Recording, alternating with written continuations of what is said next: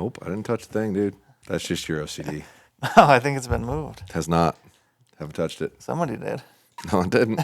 I'm telling you. We're going to have to take measurements. The last time anyone sat in any of this was the last pod we had, and I haven't sat down in this room. Yeah. So, no, you're just crazy. Ugh. It's called attentive to detail. Here you go. I told you, dude. It's going to keep doing that. Okay, at least it stayed on that. Welcome back to the Fireside Chat. We're two grown men chat by the fire. And we are honing in on hunting season. It's very close, right around the corner. Mm-hmm.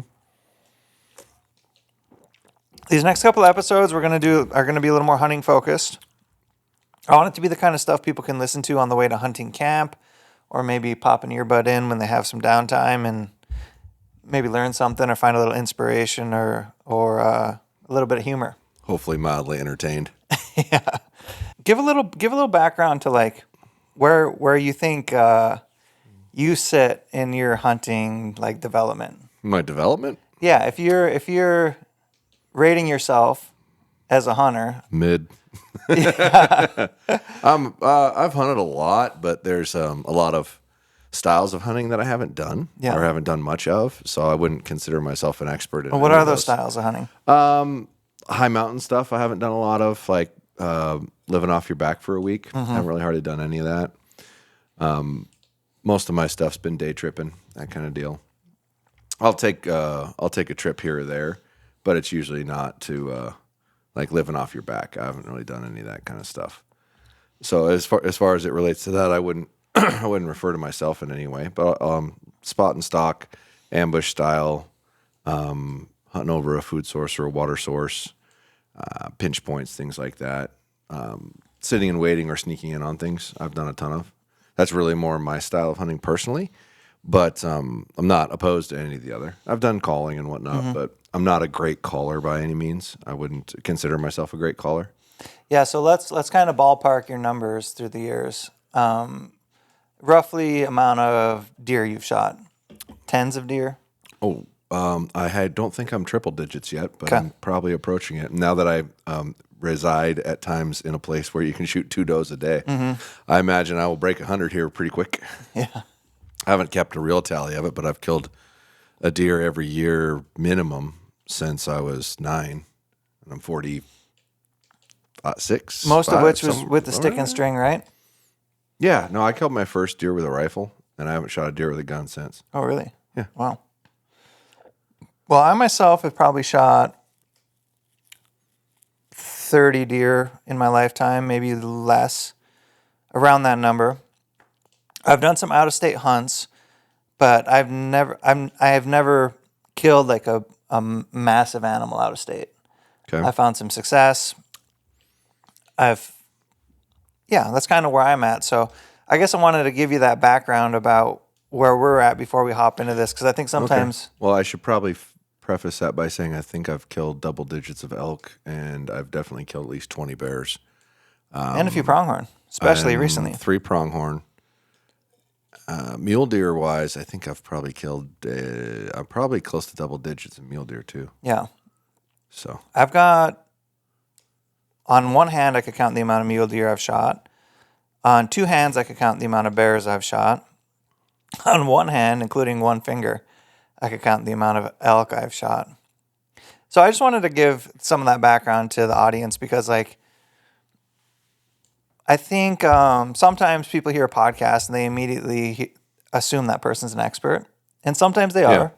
And especially in hunting and archery, like the traditional road to putting media out has been like people are experts, you know. Sure. Like we have Remy Warren, expert, Brian Barney, expert, Ryan Lampers, expert. All of those people are some of the best at what they do at putting animals on the ground. For sure. But I'm not sure anybody spent more time in the field than Remy. Right. Remy's crazy. Absolute gangster. Like, how do you do that? Yeah. Like, I love it, but how?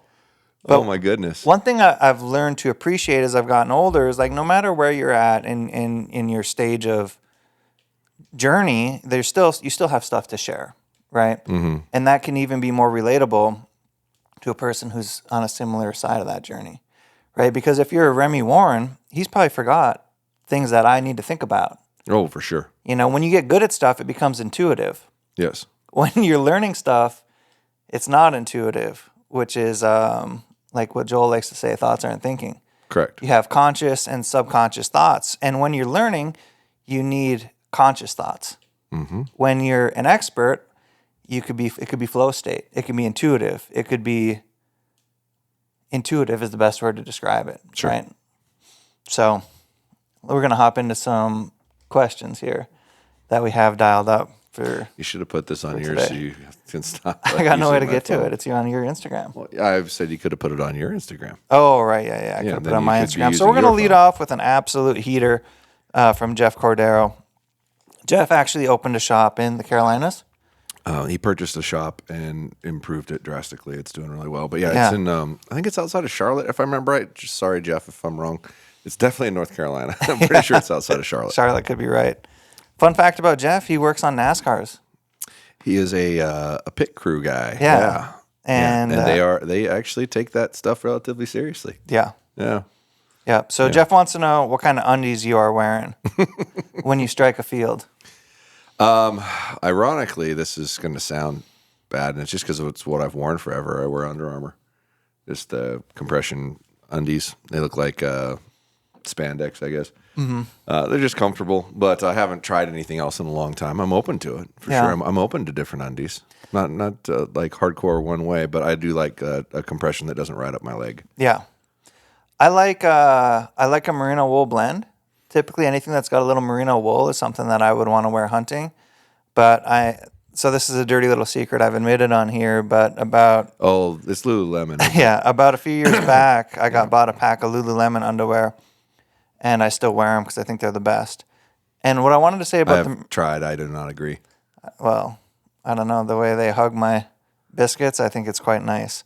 But merino wool, the whole point of merino wool is merino wool doesn't stink.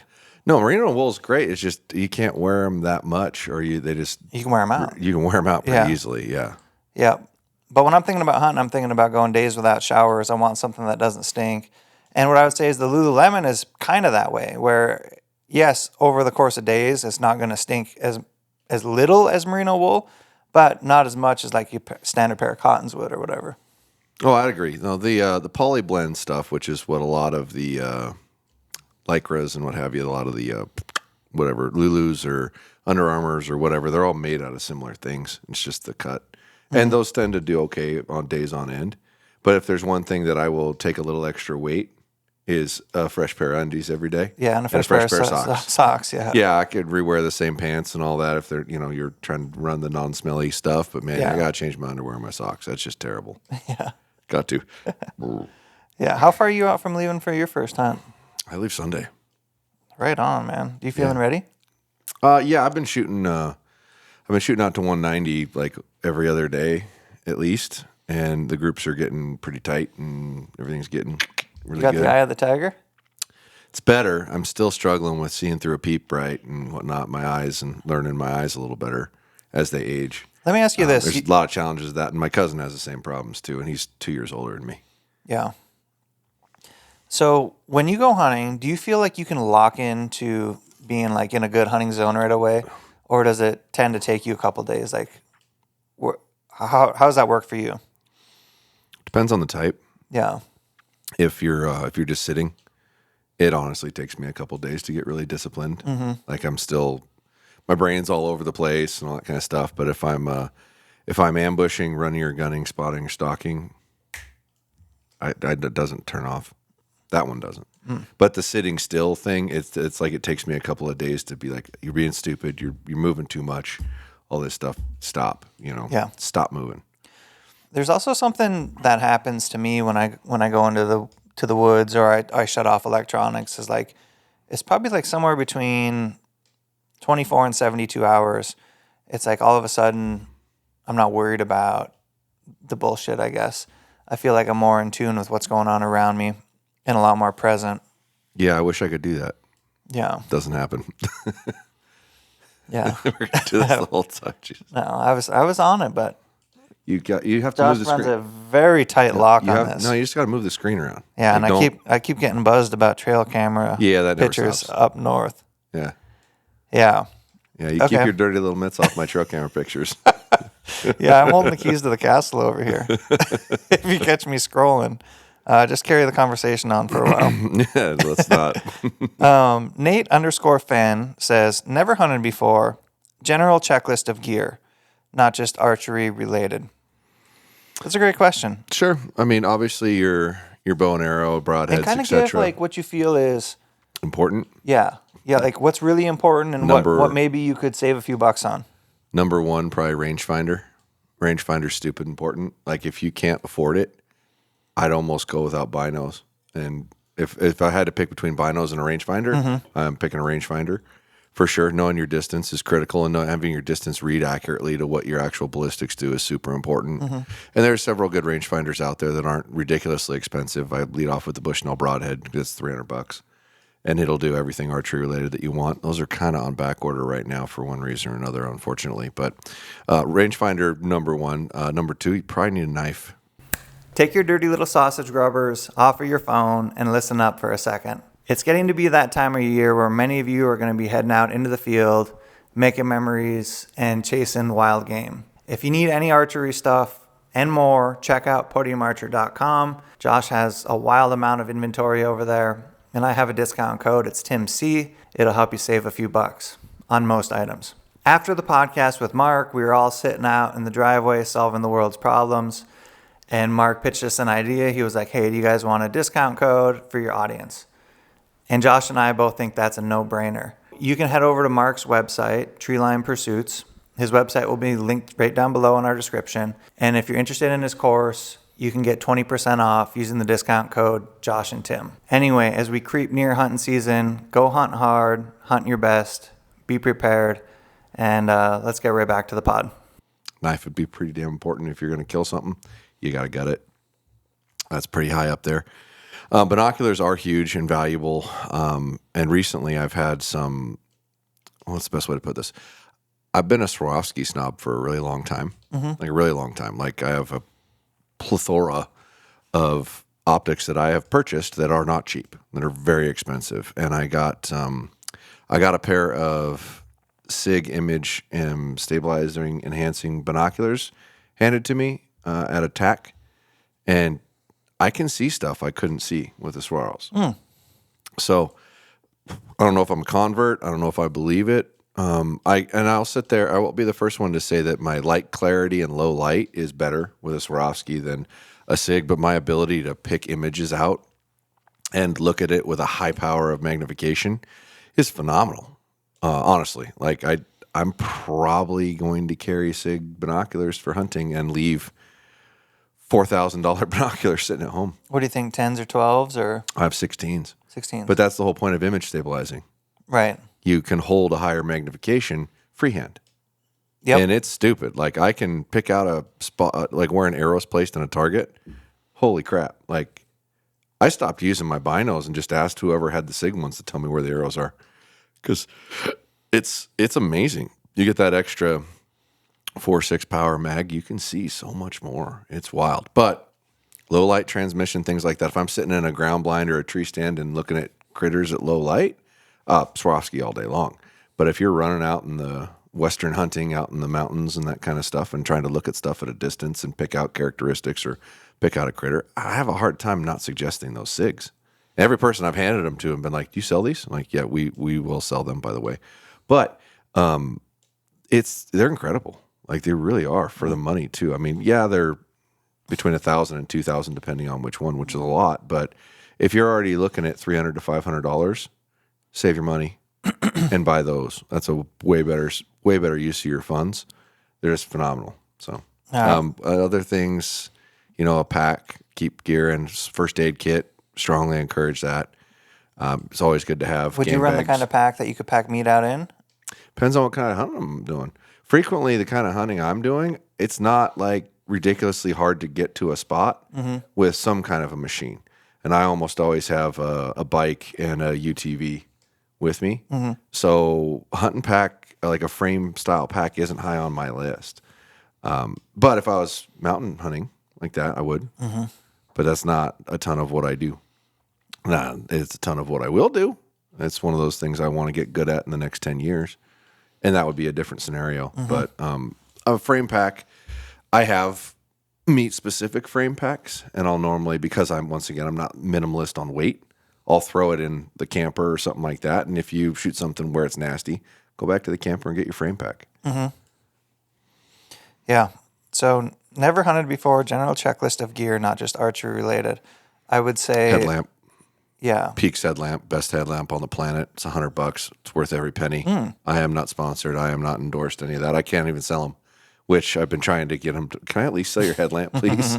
Like that. I've never seen a headlamp like that. It's insanely good, and they're $100. Yeah. So I would say boots. Okay. Boots, We sorry. want a pair of boots that are.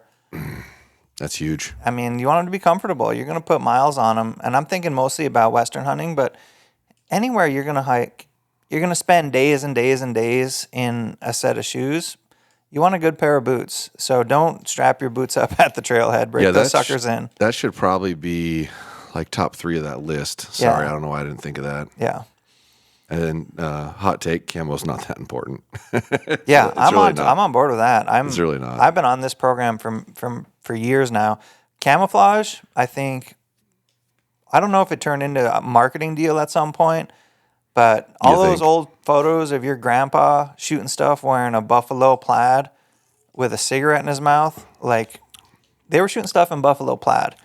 So, well, we've been educated, and so have the animals. So I don't know if that's a complete like a cigarette in your mouth and a buffalo plaid, but I honestly don't. I think movement and color environment thing matters. Yeah, but I don't think. I really don't think camo patterns matter. Well, here's one thing. If you're hiding in the shadows, your camouflage doesn't really matter. No. If you're not. But there is something to being broken up. But I just think camouflage as a whole, highly overrated. That's my hot take for today. Well, I said it first. Yeah. That's not your hot take. Oh, man, I could go on a rant about this. I got a rant about camouflage. But yeah, move on to something else. Okay, and now back to the gear thing. So some type of shirt that I like a light hoodie, and a jacket in your pack. Having a pack that's comfortable, I think, is pretty important. If you're going to be Western hunting in the mountains, having something that you can comfortably haul a load of meat out in, I don't think there's anything wrong with investing in a good pack. Where I might save money if I was someone starting up is there's some pretty good stuff you can get that is like a tent, a stove, some of your basic shelter items, sleeping bag. You can save some money on that stuff. You don't get as light a weight stuff, but you can still get stuff that can get you in the woods and keep you comfortable. Yeah. So that is... So what did I say there? I said... You said boots. Yep. You said a pack. Yep. You said a sleeping bag and a tent. Yep. Yeah. Yeah, and if you need to save money too, and this is kind of maybe counterintuitive to what we do or talk about, is you could get a bow that is adequate. It doesn't have to be the latest and greatest. Like the Dart and Consequence, I still shoot that bow. I shoot it wonderfully. The trade-off is it's not as fast as like the highest end stuff. It lacks some features, but you know what? That thing ultimately shoots great, and I have a ton of confidence in it. I would have no problem hunting with a bow like that. Right. So I think the most important thing is just to get started and just be out there accumulating experience. MFJJ's thoughts on importance of leveling your third axis for tree stand hunting.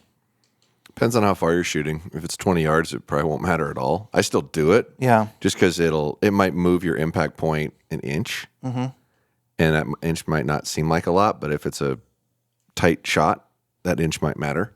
So I'd still adjust it. I mean, there's no reason not to. It's not going to hurt you to adjust it. But at 20 yards, I mean, you could shoot that thing gangster and probably still hit where you want at 20. So I don't see it being like, it's not like a hot sticking point. I mean, third axis matters when you start getting out to real distance and exceeding 15 degrees of angle. 20 yards, they ain't gonna matter. Yeah. Like I said, I'd still set it, but I wouldn't like run out and buy a sight that had a third axis adjustment if the current one you had didn't for tree stand hunting at 20 yards. You're not going to like go, oh, wow, this is so much better. Now, you flip that script, you say Western hunting at 50 yards. Huge. Mandatory, right? Mandatory. Not optional. Not an option. You could move at 50 yards, 15 degrees, your point of impact could be as much as a foot off. Yeah, it could. That's a lot. That's a lot. That could change the game. So Anton H. Mackey asks, stabilizers, back bar, sidebar, question mark. So he's just wondering, like stabilizers, are they important? Where would you put your weight? Things to think about. Yeah, personally, when it comes to hunting, I'm actually a fan of the offset bar, a single bracket that moves your stabilizer over, because getting in and out of trucks, machinery, carrying it on your back, etc., the more stuff you have, the more of a pain in the ass it is. Like I was running with a 2-bar system a couple of years ago, and I kept having to take it off to get in and out of a rig or put it in a UTV because I do travel from A to B. Like I personally prefer, and this is going to probably sound a little snobbish, I'd prefer to be able to stay in a camper, which means I can't bring it in as far of wherever I'm going. So it means I'm probably driving more in the morning to get to where I'm going, whether it be a UTV or a pickup. Well, that means I'm taking my prepared bow in and out of a UTV multiple times a day, or a truck multiple times a day, in and out, in and out. And I hate taking the bars off. And I found that if I just use one offset bar, it gets my bow balanced. And by offset bar, I mean a bracket that moves your front mounted stabilizer to the left for a right-handed person, to the right for a left-handed person. Yeah. And it tends to get my bow to where it feels relatively level, to where I'm not monkeying with it to try to get it to point to get the bubble in. And then I don't have to have that secondary bar going off of the back that doesn't fit in anything when you're trying to get in and out of a machine or that kind of deal. And it's cheaper. Like it's a $60 part, and then you can use your existing stabilizer, and you kind of balanced. I will put a little bit of back weight on the bow itself, but on the bow, not on the center part of the riser, not moving the bar over. So I still get that front back feel that you get with a 2-bar system, but I only have weights on the bow. I don't have a whole bar and moving it over. I use my front stabilizer to create that difference. Yeah, the offset bar was, from what I remember, it was like one of your earliest products. First thing I ever made. Yeah, that I would say is like one of those things like, why wasn't it there? Why didn't that product exist? So that was a great product to bring to the market. And there's a bunch of people who don't even know about it yet, but it just moves your bar for a right-handed shooter to the left. Well, I've been making it for so long, it's not something that I highlight a lot, just because it's like, it's been out I made that like 15 years ago. Yeah. Or 20 years ago. Long time ago. But there's still a ton of guys who grab a 10 or 12-inch bar and they just strap it on their bow with no back bar. And when you have a quiver on your right or whatever, that weight to your left helps it balance. Yeah, well, your bow by definition is unbalanced. It's not perfectly balanced. It can't be, because the riser is cut to the right of center. Yeah. So there's already, before you bolt anything on the bow, there's more mass on the right side than the left side. This is for a right-handed person. Yep. And then you bolt a sight on it, and you bolt the rest on it, which is why they're trying to go integratedly in these things, because it moves the weight farther over by that. So they're running it through the riser. They're hooking the rest to the back of the riser instead of the side of the riser. They're low profile on the quiver as much as they can to get the weight of the arrows closer to your hand. Yeah. And all you got to do is move your front mounted stabilizer over an inch and a half or so, inch and a half, and it's gone. Like it sits level. I don't believe in having a bias in your grip in a hunting bow. I want to pull that thing up and have it kind of just sit level on its own, so I'm not fighting it. So I get to the shot sequence quicker, because I don't want to be at draw for 15 seconds to 20 seconds on a hunting scenario. I'm trying to be under 10. Available at podiumarcher.com. Correct. With a little discount code TimC. We like that. It helps support the pod. But no, I feel like your offset bar should be on more people's bows than it's not, especially if they're running a single bar. And I know that's not true right now. So an offset bar is an easy way to get that bow more balanced than you thought you needed it. Where I've kind of drawn the line in the sand for me is if it's likely less than a 50-yard shot, which is most of bow hunting, offset bar. If I think there's a chance I'm going to have to shoot past 50 yards, I'll probably have a back bar on it. Yeah, that's kind of my line in the sand. Yeah, my antelope stuff's been offset bar for the last 3 years. Yeah. Manages to get it done. Yeah, it gets it done. So, but that's kind of where I'm at. And that was a pretty long shot. Did you ever tell the internet how far it was? It was at least 60 yards. At least 60 yards. At least 60. Yeah, it was about as far as I can hit my 9-iron. Take that for what it's worth. Okay, here's... Tim's got terrible club play. I didn't know you can only hit your 9-iron 80 yards. Yeah. Grim Wolf 99 says, and this is a great question because I've asked you about it, but I haven't actually done it with this type of system, is how do you broadhead tune with the new Lift X system? So basically, typically broadhead tuning we would do with the rest, right?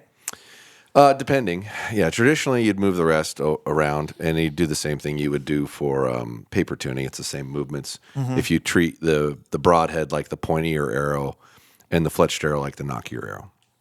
That's in essence. So you actually move the limb in and out the same. And I'm trying to remember on the Matthews one because it screws with my head since the limb's moving and the cam's not moving, which way you move it for tuning it. Half the time I have to shoot it, adjust it, look at it and go, okay, that was right or wrong. 50-50 program though. Yeah, if you move the limb out and it gets worse, move it in. It's not that complicated. Yeah. But I'm trying to remember. I want to say moving the limb out would be for, hang on. I want to say moving the limb out would be for a point left tear and moving the limb in's a point right, but I can't remember. I'd have to shoot it again. I don't work on that many bows anymore, folks. Yeah. I just don't. 50-50 program. I work on my own. But would you consider that option A though? If you can, yeah. If a bow has the ability to move the wheeling, move the wheeling. Don't move the rest. Yep. It's no different than paper tuning without an arrow rest. It's the same position. You're trying to maneuver and manipulate that, and that is actually the high point of those systems because you can actually make a really small, easy movement without moving the arrow rest. Infinite adjustment in Pretty much, yeah. In theory, until you get to your end ranges. Yeah, depending on which ones you're talking about. Like, I don't think the Darton has as much adjustment as the Matthews or the Bowtech does, nor do I think the Elite has as much adjustment. No, Elite's probably the least. Is the least, Yeah. Well, they're moving it farther away from the cam. The farther away you get from the cam, the harder it is to make a movement. Yeah.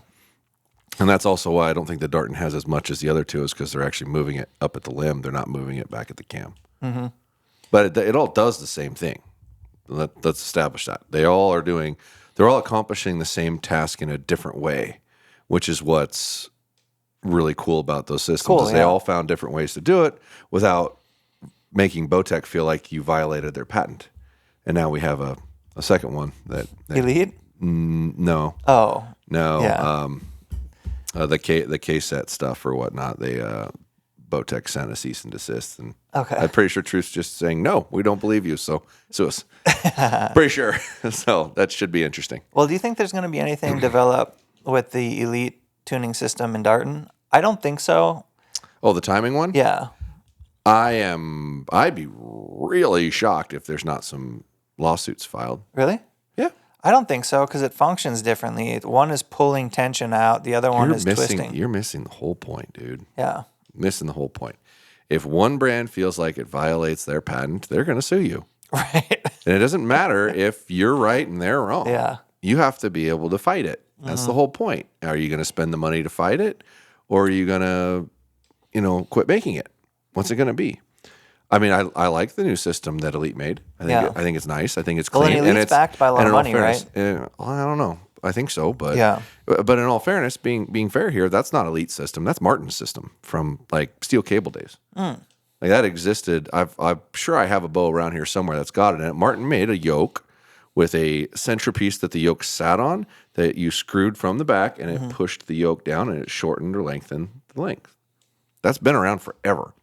So, as far as I'm concerned, I do not think that what Elite did is a patent violation. That doesn't mean that Darton won't feel like it is. Right. No different than Athens was relatively confident that what they made wasn't a violation of Bowtech's. Yeah. Bowtech disagreed. Bowtech sent them a cease and desist, and they quit. They gave up.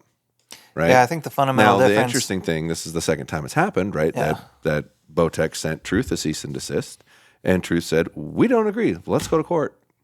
We're going to keep making bows. Pretty sure. So. Yeah. So they must feel strongly that they're not in violation. And that's what the legal system's for, but the legal system is expensive. Well, but that's the tricky part about it too, right? Because I think it's 10% is all the difference it's got to be. Mm-hmm. It's got to be 10% different than what they've made. Who determines what 10% is? Right. I mean, it's so funky. It's such a wild functional way to try to say yay, nay. Yeah. Well, and having a case and fighting the case, I mean, those can be two different things too. Mm-hmm. So, okay. Joe_O'Donnell 19 says, what are the pros and cons to vertical stacked pins and horizontal pins? So for me, vertical stacked pins are the bee's knees, and they are from the standpoint of it looks like one pin. So my sight picture is really clean. When I'm trying to point what I see is just one bar, not a wall of bar that's cutting off the right-hand side of my sight picture. So for me, it's easier to aim with. Other people feel differently about it. Other people like to look through the pins. And what I think that is, I've always been a person that wants to move my sight to the exact distance I'm going to shoot. Mm-hmm. I don't gap. I don't hold it in between two dots. If you're the kind of person that is very used to holding in between the two pins of reference for, I'm going to shoot a 25-yard shot, I'm holding in between, not I'm moving the sight to 25 yards, the gap horizontal style will probably work better for you. I'm not that person. I have moved my sight to the distance I shoot. I put the pin on what I want to hit. My brain's so much more comfortable in that scenario. So I like the vertical for that reason, because that's what it's the sight picture I'm used to. Yeah. Just preference, though. Yeah, I think it's a preference. I think, your best archers typically are going to lean towards a vertical post, but some of your best hunters might lean towards a horizontal post. Mm-hmm. I, like you, have preferred a vertical post for a long time, and a couple years ago I hunted with a horizontal post, and when I put that on a deer, I was like, oh, that's so nice, how you can see the relative elevation of, where that pin is at on the deer. Like, it was a really nice sight picture for whitetail hunting, so I see pros and cons to both, and I don't think you're going to outshoot one.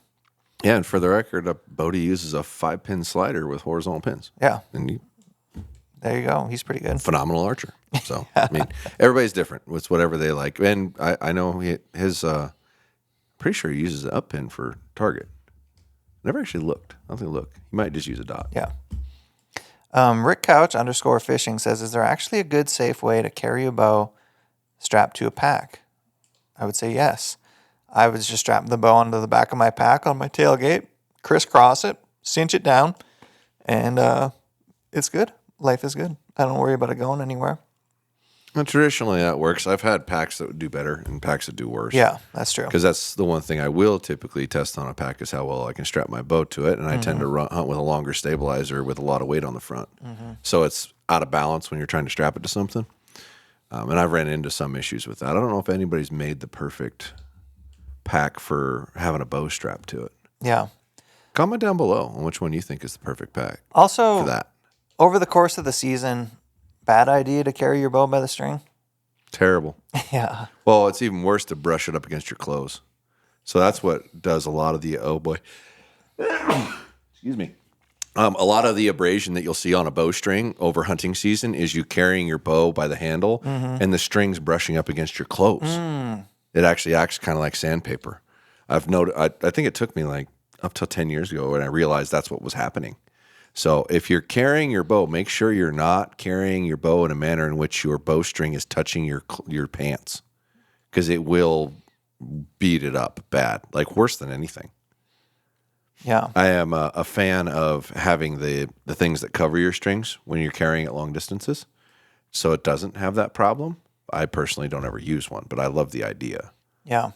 And that little mule stabilizer is definitely not a bad thing for carrying your bow long distances. No, it's nice. Haven't you had that on your bow in the past? I have. I don't have one on there right now, but I think it's just because they didn't have any in stock that would. And there's an attachment that they make, right, that you can put onto just a regular bar? I used the attachment that works on my stabilizers. And that's pretty badass, because then you can take whatever bar you're using and not have to buy what they're using. Yeah, and you're converting it, basically, as long as it's a 1/2-inch rod. Yeah. It has to be a 1/2-inch carbon. And that I had that on my bow last year, but they've been out of stock, if I remember right on those. So I didn't throw one on. I like it, though. It's a cool idea. Yeah, especially you're doing a lot of miles with that bow in your hand. Like, it's kind of a neat deal. Mm-hmm. And also it's throwing a little weight on your bars, so you could either reduce the weight you have or maybe you like the weight or whatever. It's just weight you could play around with. Yep. The_wild_harvest says, what's the best Bino harness in your opinion? I'm gonna You've been butcher playing with this. a new one. Yeah, I'm gonna butcher this. I think it's Striver Gear or something like that. It's kind of cool to hear that there's like a new brand. I can actually. go grab it. It's in my truck. You use that, Yeah, right? go ahead. Yeah, I just want to make sure I I say can, it right. I can 'cause rant, I like about, I it a can lot. rant about this for a little bit. I haven't made a video yet, but I'm going to. I really like it. Yeah, I actually want to hear what you have to say. So a couple years ago, I made a video on Stone Glacier versus Marsupial versus Kafaru. And I think all of those are great bino harnesses. Like they all work to serve their function, which is to hold your binos on your chest and protect it and stash away a few extra goodies. Now, when I'm hunting and working a lot, or if I'm shooting a tack, some of the heavier ones actually create more sweat and they end up being like kind of heavy, relatively speaking. So I've actually leaned towards using the Stone Glacier one because it's light. It probably does the worst job protecting your binos, but it does a good enough job, and it's just super lightweight. So I really like that, but I wouldn't say don't buy a Marsupial or don't buy a Kafaru. I think all of them serve their purpose to protect your binos. Marsupial's super clean looking, but it's also like the biggest or heaviest or whatever you'd want to call it. So, but Josh is rocking a brand spanky Striver Gear. Striver Gear. These guys came up to me at I think it was San Antonio Tech. Okay. Just said, hey, look at this thing, this system. What's unique about it? One, it's modular, just like anybody else's. So that's not unique to itself. They have a bunch of different size of harnesses, different size of compartments here. So your main bino harness, they've got big, small, medium, right? But what's unique about it, and I still don't necessarily have the technique down yet, you can actually take it off without taking the straps off. Yeah, so if you're watching on YouTube, Josh is basically unclicking his bino harness. Yeah. So if you want to run, just pop it off here. If you want to actually run with just your body harness on and have other things strapped to your body harness, you can ditch your binos. Or if you're getting really sweaty and hot and you just need a break, but you don't want to take the whole thing off, I like that. you can leave this on. It's very comfortable, and it's got a little cell phone holder. So if you're trying to self-film, you can actually hit record, drop your phone in there, For all and of you sit right over your nasty bino little content harnesses. creators out there. Well, yeah. I mean, I think it's relatively common for most people to want to try to film that hunt to a degree, and even if it's just the shot or what you're seeing. But the system's actually quite nice. It's comfortable. It's not overly hot. I was gonna say, how you doing relative to hot with the other binos harnesses? I don't think I've had one that wasn't hot. Like they're all, I sweat like I a think bastard Stone under Glacier them. is the best. That's what I was just telling these guys. Well, that's because it's the smallest and the lightest. Smallest, yeah. But I still sweat like a bastard with that. Yeah. Like all of them, it doesn't matter. Granted, most of the time I'm wearing one of these things. When it's hot out. Yeah. But I do like the modularness of it. The open and close is super easy and clean. It's not magnet, so it doesn't go click when you go to shut it, but it springs itself back pretty well. Yeah. And once again, modular options, different sizes. There's a whole variety of them. They're not cheap, but it's a cool system. I really like it a lot. And the fact that you just pull two, and it just comes off, and you're still wearing your harness. So when it goes back to time to take it off and put it on, it's a lot easier. Yeah. I like that. So can I see your? Yeah. So what are the items that you're typically keeping in your bino harness? I usually have my binos and a rangefinder, set of Allens, a lot. Although there's not a set in here at the moment, and that's pretty much it. Yeah. Like I said, it's got all kinds of different setups and compartments. There's a little pouch behind it. If you don't run this little cell phone pouch, there's actually just a slot to slide your phone in behind it, just so you always have a spot for it. But it opens cleanly. It's relatively quiet. I like the color scheme. I think it's a good setup. But the little latches for taking it off is what makes it unique. Yeah. I like that they have the little pouch on the back as well. Mm-hmm. My bino harness, I end up actually cornholing away a lot more stuff than just my binos. Well, in all fairness, that's actually the biggest one they make. It was just that's those big Sig binocs that are in there. That's the only one that would fit. I have a smaller one too. Yep. That would fit your traditional size binoculars. So this is for like the biggest binos you can find. And typically I would put a little wind checker on the side. That's where I would keep my wind checker. Yeah. And maybe a couple elk calls or turkey calls or whatever on the side. So yeah, it looks like a player. Yeah, it's a heck of a nice little system. I'm really happy with it. Are you able to carry those yet? They should be pretty quick. I was going to message him here. But yeah, putting it back on is pretty easy too. Just click, click. Click. Click. Back. Bang bang. Yeah. It's nice. I really enjoy it. It's a cool system. How long you been running that one for? I got this at the end of May, I'm pretty sure. So I've gone to like three of the mountain shoots or so with it on, using it a bunch. Otherwise, I've been real happy with it. Like this is a home run to me. I think it's an awesome system. Cool. Really like it, and yeah, we will carry it. We do currently carry the Stone Glacier one, and it's like I said, it's light. It's light. Yeah, it's a good unit, but we're dabbling more in the dark arts of gear, but still primarily archery related. Like if a bow hunter would use it, we'll carry it, but outside of that, we're not going to carry it. John_Mustback says, cheap camo options and best bang for the buck. Cheap camo options. Yeah, I would say I've spent some time trying to source some camo that doesn't cost as much.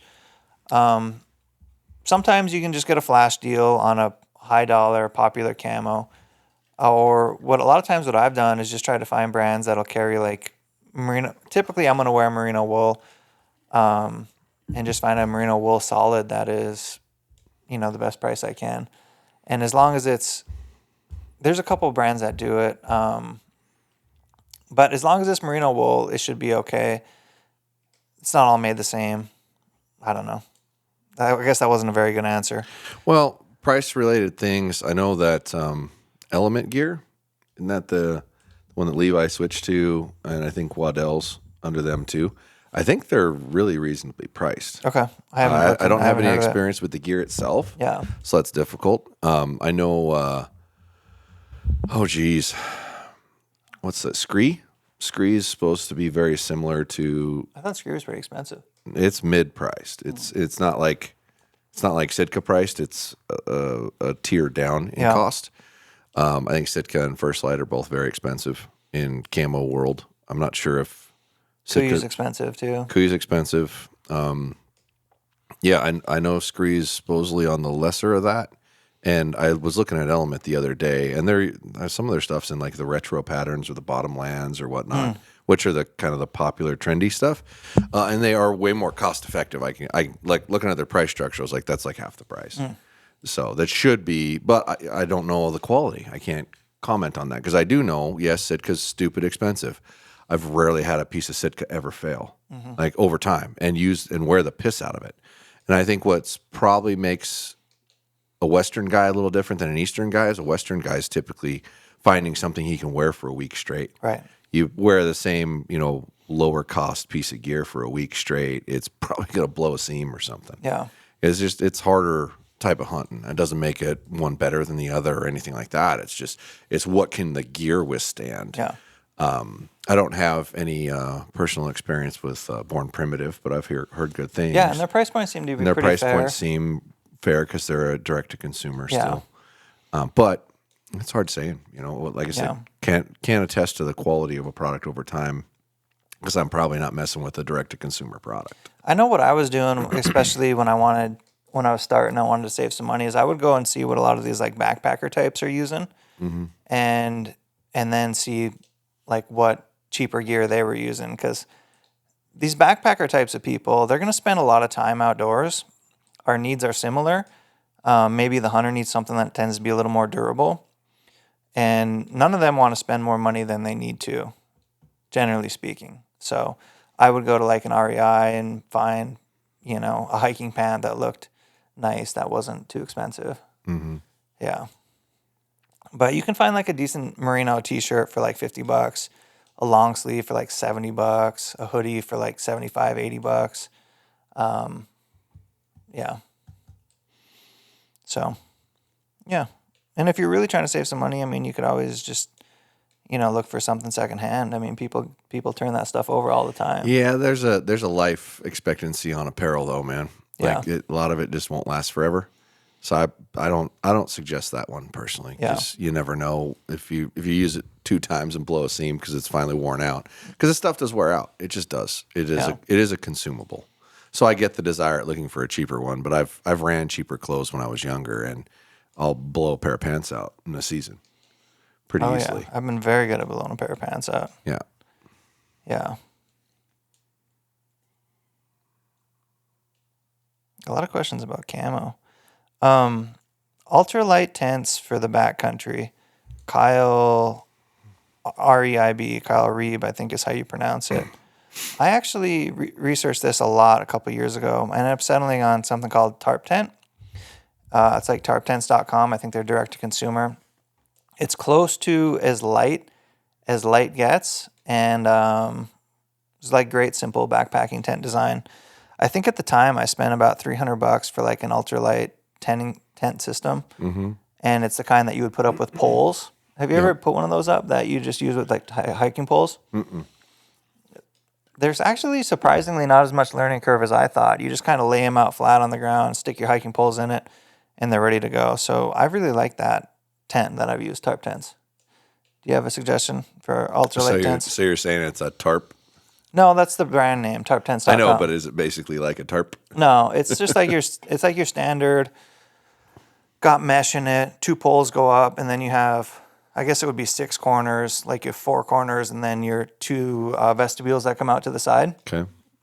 And then each side has a zipper on it, so you can open it and let some air come through or whatever. It's kind of like your most standard like backpacker or through hiker type design. Gotcha. Yeah, not a lot of personal experience in there. I know Stone Glacier makes a really nice one, and so does Peaks. But outside of that, I don't have a bunch of input. Yeah. Okay, this is a good question for you. What do you think of hex suits? This is from Darmel 6, by the way. Okay. Well, I used to actually sell a ton of them. And I actually do believe in the technology. Now they at one point they took it away from dealers, like they couldn't keep up with their demand or something at the time, so they just went mostly direct to consumer on certain SKUs, and it kind of butchered my ability to sell it. So since then, I haven't really paid a ton of attention to it, but I did notice a significant difference in how an animal behaved when I was wearing it, and I've done a lot of that sit still, wait, let them sneak by you kind of thing. Yep, and there does tend to be a distinct difference in the way an animal behaves when you make the decision you're going to shoot it. Like when a critter comes in front of you and you're not sure if you're going to pull the trigger or whatnot, and you're sitting there and go, all right, I'm going to shoot him. All of a sudden, that animal starts to act different. I've noticed it a lot. Like they're more nervous, they're more sketchy all of a sudden. And I think there is something to when you make that decision, typically your heart rate goes up. You think you put off more energy, and I think they're more likely to sense that.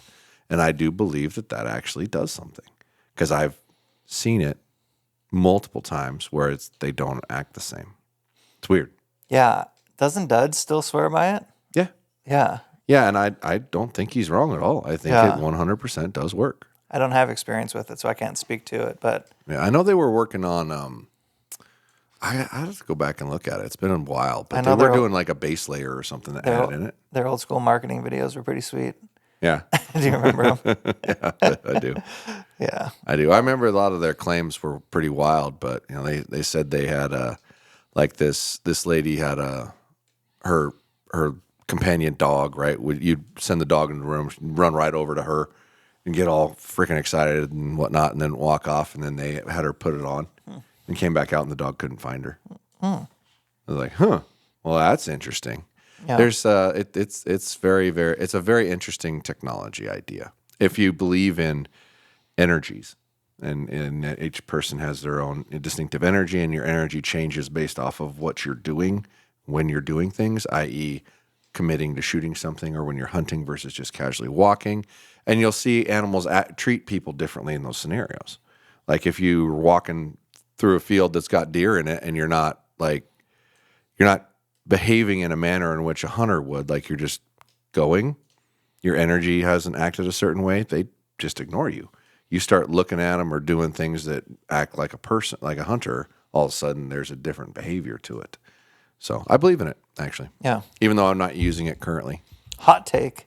Hot take. I don't know if it's that hot. I mean, if man, the people I know that wear it swear by it, but are they swearing by it because they wear it? It's hard to say.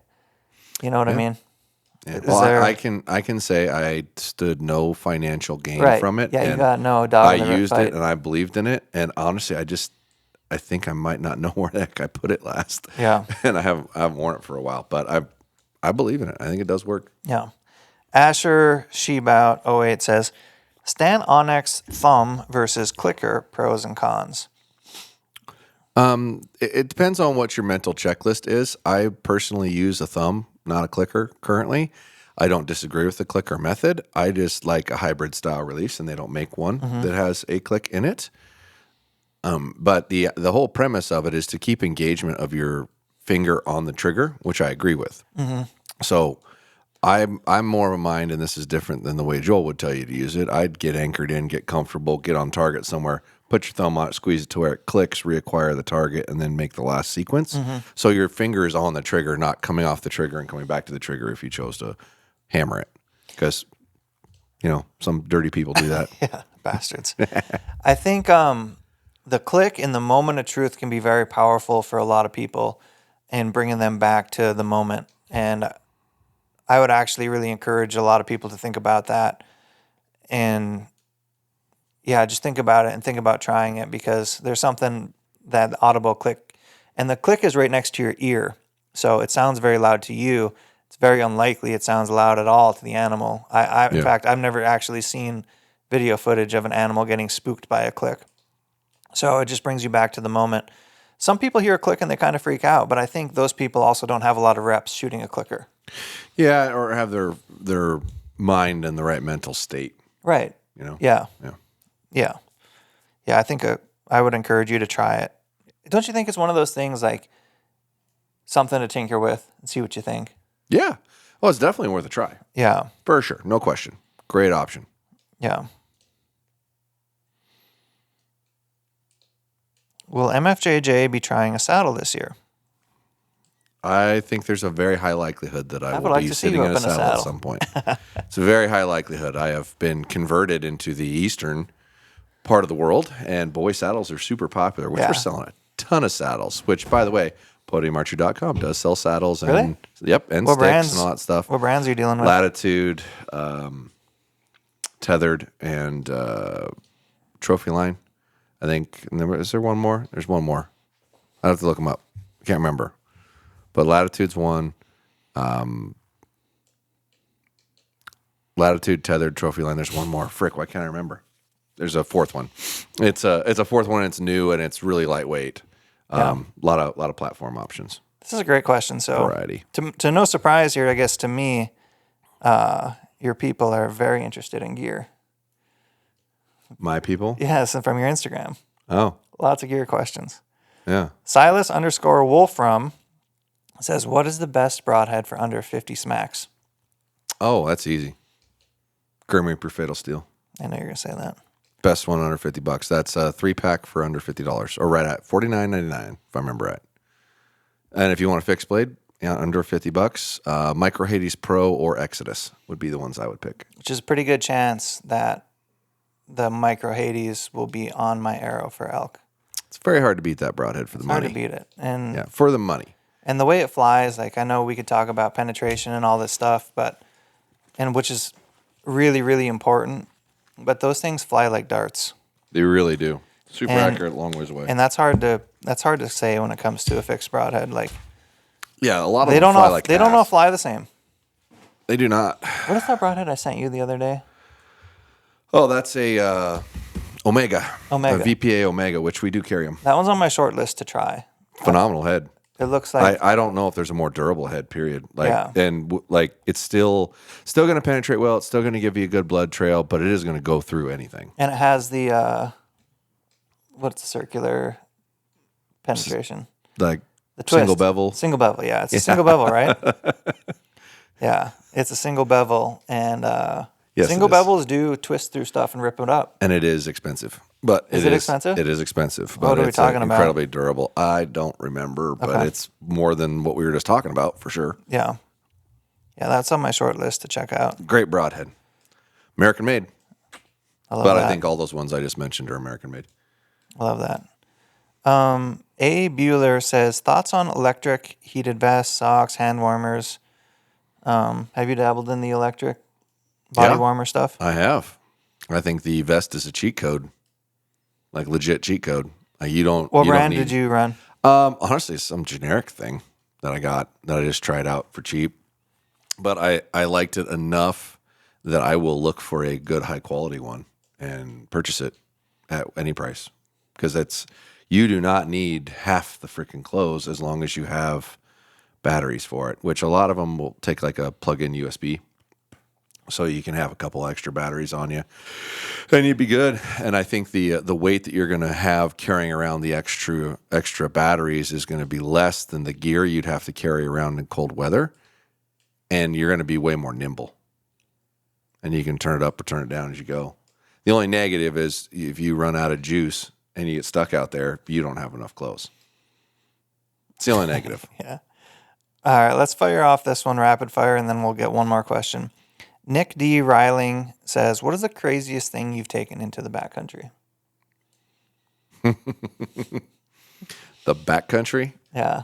Oh, geez.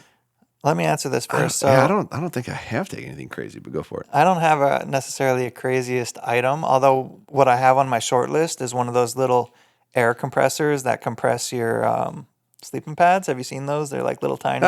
Okay. You put a battery in them. Like that. I would actually take that into the backcountry. But on my very first backpacking trip with my dad, we got a bugle across a canyon, which was amazing. And we were both so fired up. We're like, let's go chase that bull. So we did exactly what you shouldn't do, which is go straight down and straight up the other side. And we made it about halfway down the first side. And both my dad and myself were just emptying our pack of stuff. Like, we don't need all this stuff. And I think a lot of people do that their first time when they go backpacking. You take all the things you think you need, and then you end up finding out what you really need. Yeah. Yeah. I have no example of crazy thing taken into the backcountry. Yeah. I don't think I ever have taken anything crazy. Yeah. Are you going to put a backpacking hunt on your calendar? Yes. Yeah, for sure. What's on your short list of places you'd like to go or things you'd like to do? For backpacking? Yeah. Just a deep elk, for sure, would be awesome. And I'm actually going to be doing a caribou that'll be like that. Hopefully this next year. Cool. Yeah, that'll be fun. Right. Like I said, I've never done anything like that, and it'd be a ball to do it. And I got a whole year to get it all figured out. Cool. All right, we'll wrap with this one. So DCW0010 says, what will be your broadhead this season and why? Well, so far I've only decided on antelope, and I'm using a Beast Titanium 100 because I've never found anything that flies as good. And if you're going to stretch out the distance, how it flies really matters. Yeah, about a 9-iron. Pitching wedge. Yeah. Yeah. I think broadhead flight is completely underrated, and a lot of people don't end up testing how well their broadheads really do fly, and it's really important. Well, the thing that gets overlooked and forgotten about it is that's actually stored energy. Right. Like if it doesn't fly as good, it's losing energy faster. So when you do shoot something at 50, 60, 70 yards away, you're striking that animal with less force, less power to penetrate, right? So it's not just, oh, you want to shoot a long ways away. It's, no, I want to transfer the optimal amount of energy as much as I can, especially because I do tend to use a lighter arrow and I don't want to waste it in something else. So with rifles and bullets, we have this thing called ballistic coefficient. Mm-hmm. Do you think we get to a point in archery which we get like maybe a drag coefficient? Yep. Yeah. I know people who are working on it. Yeah. One of them's in this room. Yeah. Well, it's relevant. It's super relevant. It's super relevant. Your ballistic coefficient with a rifle is a big deal. And I have to believe it's similar in archery that, the higher the ballistic coefficient, the more downrange energy it delivers. It's 100% comparable. Yeah. Okay, so that question was broadhead. I kind of already told you guys this, but the Micro Hades will be my fixed choice The Omega, I'm going to shoot, and if it shoots as well as the Micro Hades does, I might use that. I don't know how it won't. Yeah. It will. Okay. Well, it's always you got to test, double test, triple test, or whatever. So if it flies well, that could be on my quiver. And then maybe the Evolution. What's the Evolution hybrid? Hide. The Evolution hide. Mm-hmm. Yeah, that could very well Good zip choices. through a whitetail or something smaller bodied. Well, they have a hide and they have a whitetail Fury. Yeah. So if you're going to go smaller body, I'd go ahead and go with the whitetail Fury. It's a bigger cutting diameter. Yeah. So those are all broadheads on my short list. But what you should do is try them out for yourself if you can. Yeah. Right. Get broadhead tuned. Shoot them at a range at what you think you might hunt. Maybe double that range and really see how much your groups open up. Just for fun. So just to clarify this for the people that were listening, the ones that Tim just mentioned was the Grim Reaper Micro Hades Pro. Yep. The Evolution Outdoors, either Hide or Whitetail Fury. Yep. And the VPA Omega. Yeah. Which is new. That's a new. Well, it came out last year technically, but if you're trying to follow, which brands those were, because those are not super common brands. Yeah. The Grim Reaper is, but VPA and Evolution aren't the most common of brands. So if you're going to tell them, make sure they know which brand it is. And honestly, Grim Reaper has become like probably my most trusted like value broadhead. Like 100%. they make a really good product at a very good price. 100%. And that Fatal Steel you've mentioned yourself. You've talked about that for years, but I've heard a lot of people also through the years who are like, that thing's great. So, well, I actually went down there before Utah Tech and filmed their factory and interviewed Matt and whatnot, and telling him like every time I'd look at that broadhead, it's like, you're not charging enough for that broadhead. Yeah. That broadhead costs way more to make than all these other ones that you're making here. Because of the machine time that goes into it. It's like you should be charging more for that specific head. And I love that head, and I don't want to wreck its sales or anything like that, but you're like not charging enough for it. No. Because they can't make a third as many of those in the time in the machine run. That means it should be more expensive. Well, Kid Rock from Air, maybe you can get on his campaign team in Tennessee. And I love that shirt. I was like, oh God, I'm buying that right there. Give me that shirt. I wish you'd have bought me one. Yeah, I'll get you one next time I go down there. It was at his bar or whatnot. It was a cool. Nice. It was a cool bar. Yeah. Yeah, it was pretty sick. And just like that, fire's out. Super helpful, you guys. If you guys can leave us a review or subscribe wherever you're listening. Give us any ideas for what I would say is like a little bit of a hunting mini series as we work into the fall here. Anything interesting you'd like to hear about, ideas, let us know down below in the comments. We're going to do a little hunting mini series and try to keep it fun, keep it fresh this fall. Yeah, absolutely. Right on. That's the pod.